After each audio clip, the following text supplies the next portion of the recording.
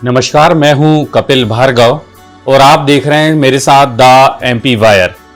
आज हमारे साथ मौजूद हैं केग के पूर्व अधिकारी और साहित्यकार केसी दुबे जी, जिन्होंने कई सारी किताबें लिखी है, उपन्यास लिखी हैं, कविताएं लिखी है और साथ ही साथ कई कहानियां भी लिखी जो फेमस हैं, लोगों को पढ़ना अच्छा लगता है।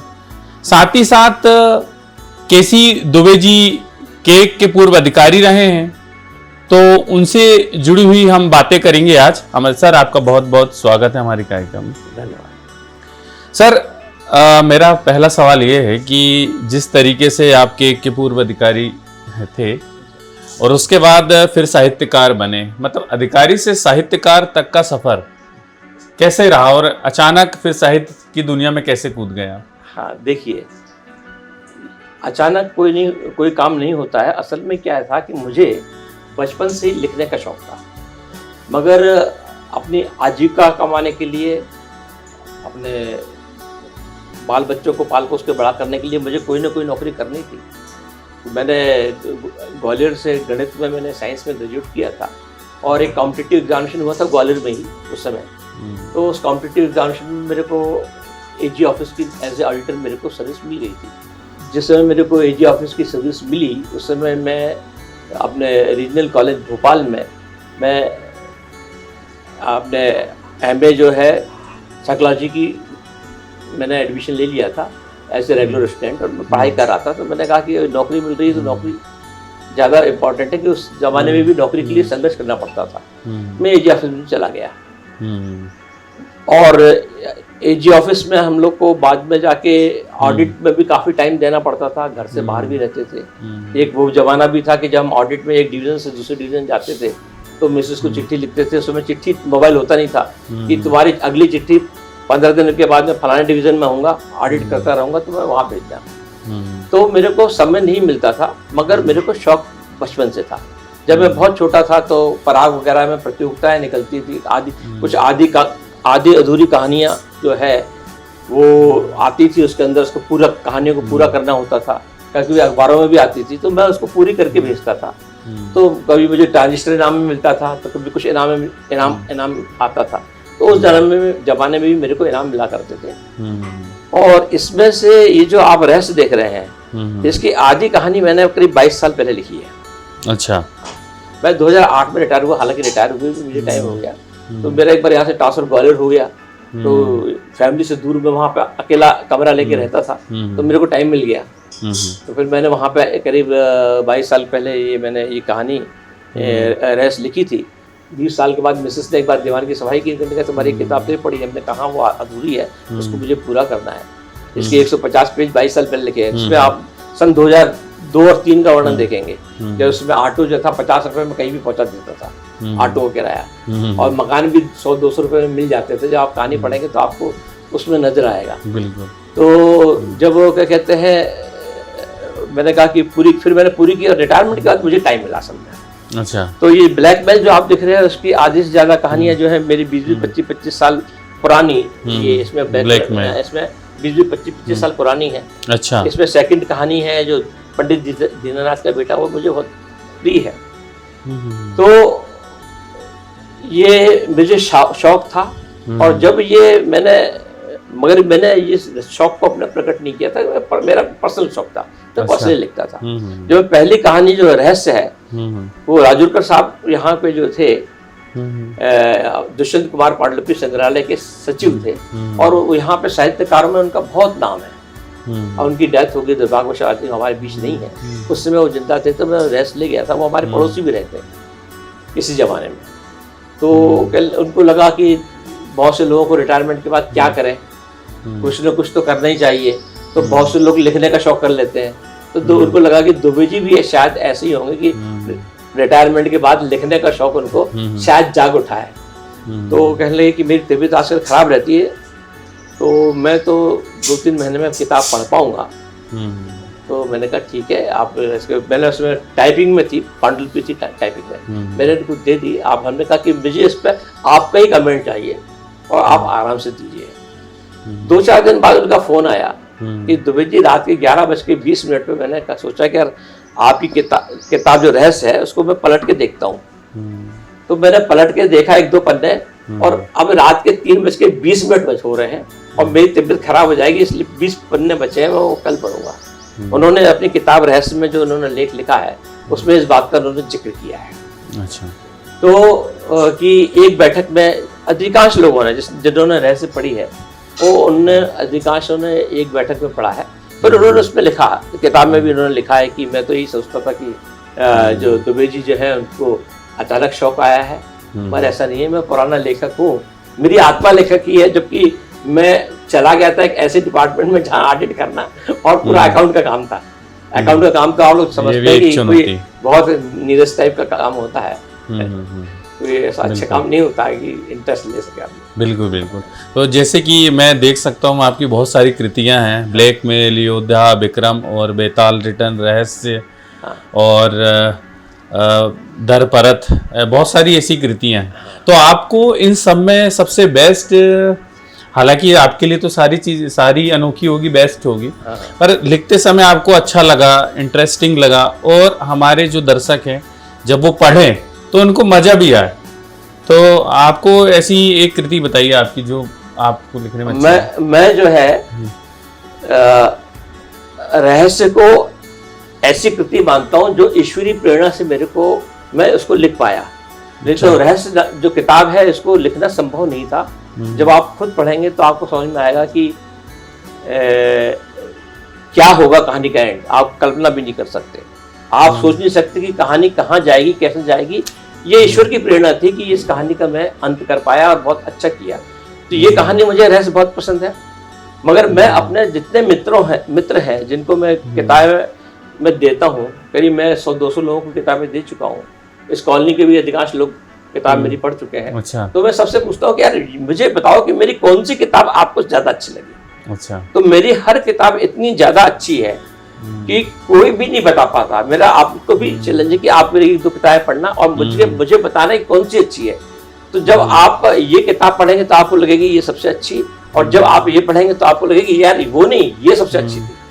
और अगर पुरानी किताब वापस पढ़ेंगे तो आपको लगेगा नहीं यार ये अच्छी थी। सबसे अच्छी किताब कौन सी है? तो मेरी सारी किताबें बहुत अच्छी हैं। और जैसा कि मैंने आपको बताया कि आज के जमाने में, जिस जमाने में के हम हैं, उस जमाने में तो पठन पाठन का बहुत महत्व था, क्योंकि उस समय न तो टीवी थे न मोबाइल हुआ करते थे। तो बच्चे लोग और बड़े बूढ़े जो है अपना टाइम जो है पत्रिकाओं में और कहानियों में भी बताते थे।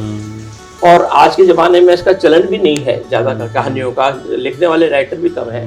और मेरे बहुत से मित्र कहते हैं कि दुबे जी मैं लेखकों की किताबें पढ़ते हैं, आजकल लेखकों की, तो 8-10 पढ़ने के बाद मेरी क्या कहते हैं किताब बंद करके रख देते हैं, इच्छा नहीं होती आगे पढ़ने की। मगर मेरी जो जितनी किताबें हैं ये सब लोगों ने लिखा है कि एक सिटिंग में लोगों ने पूरी की है। अच्छा। 1 सिटिंग या 2 सिटिंग। मेरी कोई भी किताब ऐसी नहीं है जो 1 या 2 सिटिंग से। अब ये जैसे मैं आपको एक राही अलबेला, ये जो लिखी है कैलाश चंद पंत, बहुत बड़े साहित्यकार हैं, 90 साल से ज्यादा की उम्र है। ये कैलाश चंद पंत ने ये किताब लिखी है, एक राही अलबेला। मतलब भूमिका लिखी है इसकी। किताब मैंने लिखी है, इसकी भूमिका के लिए मैंने उनको दिया था। तो इसकी भूमिका लिखने के लिए जब मैं उनके पास कैलाश चंद पंत के पास गया था तो उन्होंने कहा कि मेरी 90 साल की उम्र है और मेरी आंखें भी कमजोर हैं, तो मैं नहीं कर पाऊंगा, कृपया मेरे को माफ करें, किसी और साहित्यकार से इसके ऊपर भूमिका लिखवा लें। तो मैंने कहा कि आप चाहे जितना टाइम लीजिए, you take your own time, मगर मैं चाहता हूँ कि आप जैसे वरिष्ठ साहित्यकार जो है इसकी भूमिका लिखें। अच्छा। तो करीब 1 महीने बाद मैं पहुंचा, पहले 15 दिन बाद पहुंचा। उन्होंने कहा कि मैंने अभी देख नहीं पाया हूँ। फिर मैं 1 महीने बाद पहुंचा तो उन्होंने कहा मैं अभी भी देख नहीं पाया हूँ, मगर मैं बार-बार पहुंच रहा था। तो उन्होंने कहा यार दुबे जी तो पीछे पड़े हैं, तो अब देखना ही पड़ेगा। तो फिर उनके घर पहुंचा तो पूजा में व्यस्त थे अगली बार। तो उनकी बिटिया आई, उन्होंने कहा कि अभी पूजा में बैठे हैं, परसों आपकी किताब ले गए थे वो करीब दोपहर को, और शाम को 5 बजे आपकी किताब खत्म करके लेके आए। एक बैठक में पढ़ी उन्होंने 90 साल की उम्र में। जैसे कि हम बचपन से हम विक्रम और बेताल की कहानियां पढ़ते आ रहे हैं जी, और ये विक्रम और बेताल में आपने बहुत सारी खंड 1, खंड 2 और इस तरीके से बहुत सारी किताब लिखी है विक्रम और बेताल पर। तो ये है क्या, मतलब उसी की कॉपी है या फिर डिफरेंट तरीके की आपकी सोच है? ये जो है विक्रम और बेताल रिटर्न्स करके लिखी कहानी, इसमें विक्रम और बेताल रिटर्न्स ये मेरा बचपन का सपना था। जब बचपन में मैं छोटा था तो ये मैं चंदा मामा में खास तौर से आती थी विक्रम और बेताल की कहानियाँ उसमें। तो मैंने कहा कि ये तो अनंत कहानियाँ होती हैं, क्योंकि आप कहानियाँ बना सकते हैं और जो है बेताल राजा से सवाल पूछ सकता है, राजा जवाब दे सकता है। तो ये मैंने एक प्रोजेक्ट के तहत किया। ये मेरा सपना था कि मैं जब बड़ा होऊंगा और मेरे को टाइम मिलेगा, फिर वो तो रिटायरमेंट के बाद ही मिला, तो मैं विक्रम और बेताल के ऊपर कहानियां लिखूंगा। बिल्कुल। तो इसमें मेरी सारी कहानियों में जो विक्रम जो है बेताल को अपने कंधे के ऊपर उठा के जाता है, तो बेताल विक्रम से कहता है कि मैं जो बेताल में बहुत शक्तियां रहती है, वो शंकर भगवान का एक गण रहता है, तो उसके अंदर बेताल के अंदर बहुत शक्तियां रहती है। तो वो कहता है मैं भविष्य में जाके, यानी आज के जमाने में जाके मैं देख रहा हूँ। तो वो आज के जमाने की कहानियां सुनाता है और आज के जमाने की कहानियां सुना के इसमें वो फिर उससे सवाल पूछता है। अब देखिए जैसे छोटा सा एक आपको छोटा सा उदाहरण बताऊं कि एक मिलिट्री में एक मेजर रहता है, उसकी श्रीनगर हवाई अड्डे पे उसकी ड्यूटी रहती है, क्योंकि रक्षा मंत्री जो होते हैं वो श्रीनगर के हवाई अड्डे पे श्रीनगर के दौरे करने पे आने वाले रहते हैं, तो उनकी सुरक्षा की उसकी जिम्मेदारी रहती है। तो अपनी रूटीन सुरक्षा के दौरान जो रहता है मेजर रहता है, अपने प्लाटून के साथ रहता है, उसके प्लाटून में 24 लोग रहते हैं। तो वो उसको नजर पड़ती है 2 संदिग्ध लोगों पे जो एक हवाई जहाज में सवार होकर जाते रहते हैं। उसको लगता है कि ये संदिग्ध तो आज ही उतरे थे और आज ही वापस कैसे जा रहे हैं। तो वो अपने असिस्टेंट को पहले तो अपने कर्नल से कहता है, तो कर्नल कहता है तो आपके पास क्या सबूत है। और जब जबरन अपने समय गृह मंत्री आ रहे हैं और गृह मंत्री की सुरक्षा का ज्यादा ख्याल करना है, अपने कोई फालतू की चीजें छोड़ो, तुम तो गृह मंत्री की सुरक्षा पर ध्यान दो। तो वो अपने असिस्टेंट को सौंप के वो बिना अनुमति के हवाई जहाज में चला जाता है और वो दोनों वाकई में आतंकवादी रहते हैं, उनको मारता है, बचाता है। तो उसके ऊपर डिसिप्लिनरी एक्शन होता है कि जब आपकी ड्यूटी वहां लगी थी, क्योंकि मिलिट्री का ये रूल होता है कि भले आपने 170 लोगों की जान बचाई हो, मगर अगर अनुशासन की कमी होगी तो अनुशासन की कमी होने की वजह से ये हो सकता है कि कल कोई बड़ा नुकसान हो जाए। तो अनुशासन बहुत जरूरी है।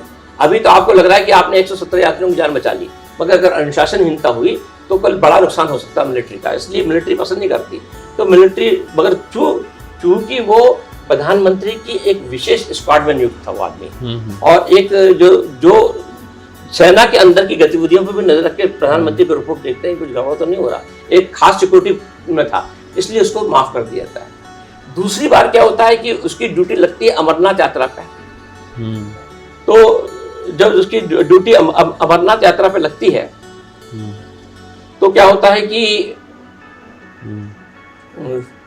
वो जहां पे उसकी ड्यूटी रहती है एक पहाड़ी के ऊपर, कि नीचे से यात्री गुजरते रहते हैं, तो वहां एक छावनी बना के आपको रहना है पहाड़ी के ऊपर, और ये देखना है आपको, क्या कहते हैं कि कोई आतंकवादी हमला ना हो। एक खास पॉइंट रहता है, उस पॉइंट से दूर दूर तक का दिखता था उसमें। वहां का एक श्रीनगर में जो पहलगांव का जो पंचतरणी का कैंप होता है, वहां से उसके ऑफिसर का फोन आता है कि यहाँ पे एक कैंप में हथियार मिले हैं और यहाँ आतंकवादी है, तो तुम वहां की ड्यूटी छोड़ के यहाँ आ जाओ। तो इसको लगता है कि कहीं इसको कंफ्यूज करने के लिए, यहाँ से हटाने के लिए, तो वहां झोपड़ी में मतलब झोपड़ी के कहते हैं कैंप के अंदर जो तंबू रहता है, किसी ने हो सकता है जानबूझ के रख दिया हथियार दिया, तो वो नहीं जाता, ड्यूटी के अंदर ही करता है। और वहां पे वो जाता है थोड़ी दूर और फिर जाके 1-2-4 किलोमीटर घूम के वापस उस जगह पे आ जाता है। और कई किताबों के बारे में हम चर्चा भी कर रहे हैं, उनकी बहुत सारी किताबें हैं, विक्रम और बेताल और रिटर्न्स, रहस्य योद्धा, ब्लैकमेल। तो सर ने बहुत सारी चीज़ें भी बताई, तो सर आपका बहुत बहुत धन्यवाद हमारे कार्यक्रम में आने के लिए। ये सब किताबें आपके लिए मैं बैठ दे रहा हूँ, आप ले जाइए। जी बिल्कुल बिल्कुल। और पढ़ के बताइए आपका ओपिनियन मुझे चाहिए कि आपको कैसे लगे। बिल्कुल बिल्कुल। ये परत दर परत जो है एक विज्ञान कथा है, और इसमें ये कल्पित विज्ञान कथा नहीं है। इसमें मैंने काफी रिसर्च की है, मैं भी साइंस का स्टूडेंट रहा हूँ।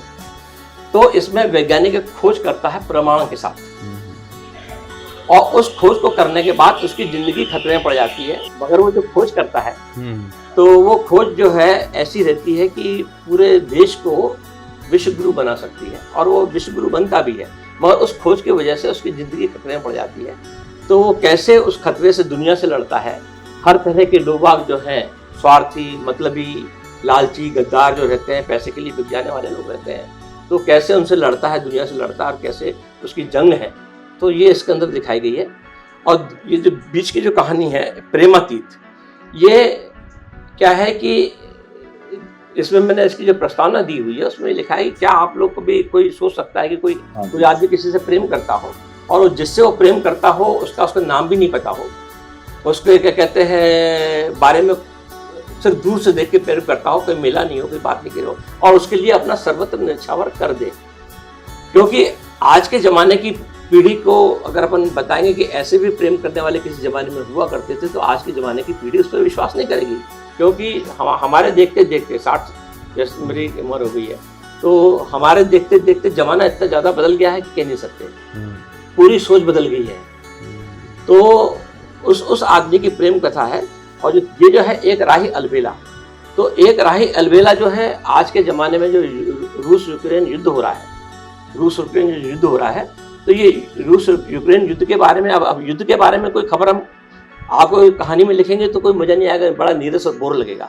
मगर इस युद्ध के परिप्रेक्ष्य में ये कहानी है, कहानी अलग है। युद्ध की कहानी में जो एक आदमी रहता है जिसको क्या कहते हैं फांसी की सजा हुई होती है, वो निर्दोष रहता है, वास्तव में उसने कोई ऐसा काम नहीं किया रहता है कि फांसी की, मगर वो फंस जाता है और उसको फांसी की सजा होती है। तो कोरोना की स्थिति से लाभ उठाते हुए जो कर्फ्यू लगा रहता है, वो पहले अपने आप को बताता है कि मैं कोरोना हो गया, क्योंकि उसको लहसुन से एलर्जी थी, तो लहसुन खाता तो उसका गला वगैरह लाल हो जाता है। तो उसको जेल से उसको अस्पताल में शिफ्ट करते हैं कि यार उसको कोरोना हो गया, तो लोग उसके पास नहीं आते, बाहर से ताला लगा देते हैं, खिड़की से कूद के भाग जाता है। उसमें कर्फ्यू लगा रहता है, रेड जोन बने रहते हैं, एक जोन से दूसरे जोन जा नहीं सकता था। तो कोरोना का फायदा उठा के वो निकलता है। फिर वो कैसे निकलता है, कैसे बचता है कोरोना की अवधि में, कैसे लोग पैदल सड़कों पर जाते हैं, चलते हैं, और कैसे वो क्या कहते हैं वो आखिर में वुहान पहुंचता है, चाइना की वो लेबोरेटरी में जहाँ पे, और कैसे जाके वो वुहान में षड्यंत्र को ध्वस्त करता है, और कैसे मतलब भारतीय जासूस वगैरह राव वगैरह का भी उसमें समर्थन खेल है पूरा, कि वो आप पढ़ेंगे तो वो कोरोना से आपको लगेगा कोरोना काल है, मगर उसमें कोरोना काल दिखेगा। क्योंकि मैंने जब मैंने उस कहानी को लिखना शुरू किया था तो डेट वाइज के अंदर पढ़ा है कि इस डेट को ये थी अपना कोरोना के लिए प्रतिबंध लगा था, कब रोड खुली थी, कब रोड नहीं खुली थी, कब रोड बंद थी, तो वगैरह वगैरह इसमें पूरा आपको मिलेगा आपको। तो इसी तरह रूस यूक्रेन युद्ध के बारे में नहीं है, युद्ध के बारे में बताएंगे तो मजा नहीं आएगी, मगर जो कहानी है वो पूरा उसी परिदृश्य के अंदर है, एक राही अलबेला। तो ये सारी कहानियाँ आप पढ़ेंगे तो ये मेरी गारंटी है कि एक बार आप पढ़ेंगे तो पूरी खत्म किए बिना नहीं उठेंगे आप।